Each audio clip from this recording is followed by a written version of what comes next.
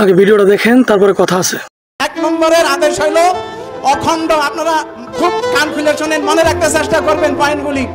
অখণ্ড ভারত মাতার পক্ষে কথা বলতে হবে। কারণ কারণ কারণ পূর্ববঙ্গে, বাংলাদেশ স্বীকারই করে নাই, লেখছে পূর্ববঙ্গের ভারত ছাড়া আপন কেউ নাই। এই এক।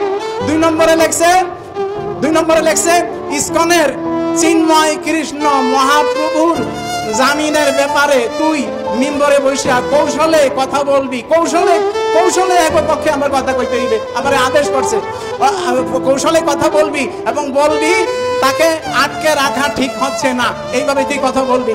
3 নম্বরে লেখছে বাংলাদেশের সকল ধর্মভিত্তিক দল বিএনপি এবং এনসিপির বিরুদ্ধে কৌশলে কথা বলবি। আরো লেখছে এনসিপি পূর্ববঙ্গের সবচেয়ে বড় শত্রু, আর ধর্মভিত্তিক দলগুলির বিরুদ্ধে কথা বলবি। 4 নম্বরে লেখছে মুসলমান মেয়েরা হিন্দু ছেলেদের সাথে প্রেম করতে কোনো বাধা নাই। এটা তুই মিম্বরে বসে এই মাসলা দিবি। এরপরে লেখছে তোদের বাইতুল মুকাররমকে ঘুরিয়ে দেওয়া হবে। আমাদের কথা মতো যদি তোরা চলস, এবং এই সেক্রেটারি ক্যাশিয়ারের আদেশ করছে তোদের ক্ষতি বেড়ে চাপ দিয়ে যদি এই কথা বলাস, তাইলে তোদের প্রত্যেককে 1 কোটি রুপি করে দেওয়া হবে। এবার মাথায় ঢুকছে? এখন মাথায় ঢুকছে নাকি? আমরা আছি দলাদলি নিয়ে, সুন্নি, ওয়াহাবি, সালাফি, জামায়াত ইসলামী, বিএনপি, ঠিক আছে? এগুলো বাদ দিয়া আমরা মূল কাজে ফোকাস করা দরকার। আজকে দেখেন ওরা বিএনপিকেও বাদ দেয় নাই, এনসিপির মতো একটা নতুন দল এদেরকে বাদ দেয় নাই। ওদের দরকার হলো শেখ হাসিনা, ফেসিস্ট হাসিনা, ঠিক আছে? আজকে আমরা দলাদলি নিয়ে আসি, এখনও সময় আছে।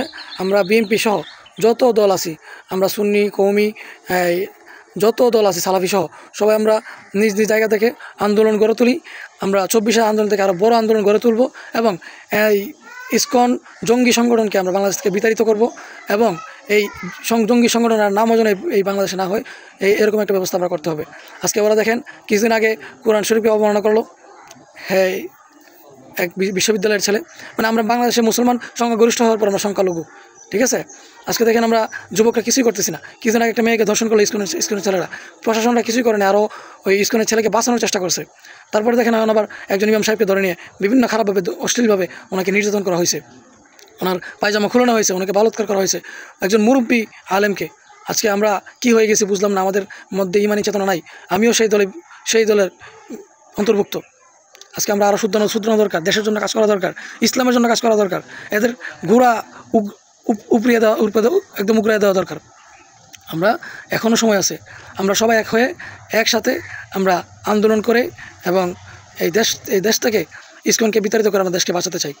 সবাই সবার জায়গা থেকে স্লোগান দিবেন, শুধু এদেরকে বয়কট না, এদের নাম নিশানাও বাংলাদেশে থাকতে পারবে না।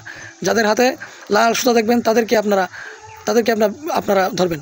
লাল সুতা দেখলেই বাংলাদেশে অন্ততপক্ষে লাল সুতা থাকলে তাদেরকে অন্তত 2 মাসে তাদের জেল দেওয়া দরকার, তাহলেই এদেরকে একদম আমরা নিশ্চিহ্ন করতে পারবো।